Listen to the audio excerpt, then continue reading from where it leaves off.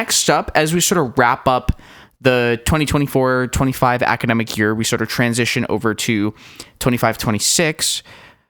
Obviously, Pensacola puts on 3 productions per year. We'll start off talking a little bit about the fall play Macbeth, which I actually did not have a lot of involvement for. It's true. So I just was not around for that show. You know, it was okay. But you guys put on some interesting stuff for that, didn't you? Yeah, we did. So for audio, first of all, we had some speakers kind of in the set. Oh, really? So yeah, that was a different one. We tried to make it like as immersive as possible. So with a bunch of vines all throughout like the whole ceiling of the black box. Oh, that's right. All that kind of stuff. Yeah. Yeah, it was really cool. For the beheading of Macbeth, they made like a I don't even know what to call it, just like a bust pretty much of like a neck up of Thomas. Oh, just really? And they hold him by his hair over the over the balcony. No, I wish I saw it. I didn't know about this. That's crazy. It was great. It was awesome. Unbelievable. They put together all the just a big art project. It was cool. Yeah. The set was awesome. That's fun. Very immersive. Cool.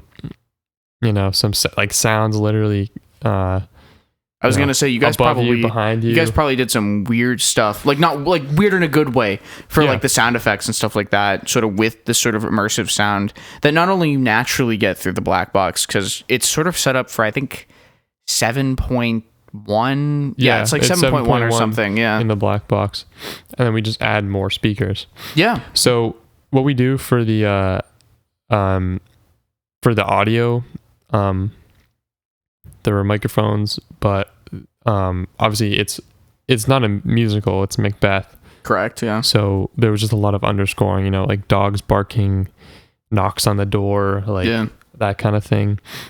Frogs and crickets in the background. All that kind of stuff. Dramatic music at sometimes. Yeah. For some of the fight scenes and stuff. Nice. Yeah. So what did you guys do for the music? It didn't like come with tracks, obviously. No, I think it was just kind of just like stock audio, or I think Thomas put a lot of it together. I was gonna say he seems like he was doing a lot of good stuff with audio, that kind of stuff. Yeah. It kind of we're not gonna talk about it yet on this episode. Unfortunately, we don't have time for it. We have a lot to cover. But it sort of sets up Bright Star in terms of like the awards that you guys got nominated for. That's right. One of which was a sound design award that you and Thomas both got nominated for, which is really, really cool. That's neat. I didn't know that you guys did all that. That's really, really neat. Yeah. I think I do vaguely remember coming in at some point during the like production cycle for Macbeth, but I was only in for a little bit of time because I only had a week of school. That's right. Off, basically. I had to go right back before you guys went into your tech week, so I was kind of there from before. The Catholic school, like weird. Yeah, so Easter we have a really weird break schedule. I'm not complaining because I get like a super long random week off, basically. Right. But it comes with the trade-off of a shorter Easter break and a shorter Thanksgiving break. So that's kind of the weird thing for the fall, because obviously like we have spring break for the spring semester, but for the fall semester we just have like a week off in the middle.